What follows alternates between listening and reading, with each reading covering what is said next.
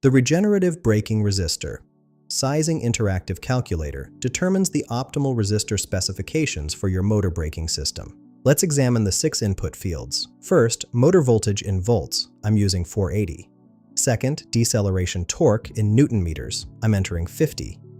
Third, motor speed in RPM. I'll use 1800. Fourth, deceleration time in seconds. I'm setting this to 2.0.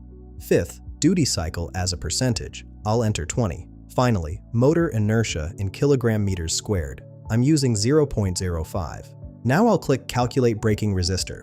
The calculator returns 6 critical values. Regenerative energy shows 8888.3 joules. This is the total energy dissipated during braking. Peak power reads 9425 watts. The maximum instantaneous power through the resistor.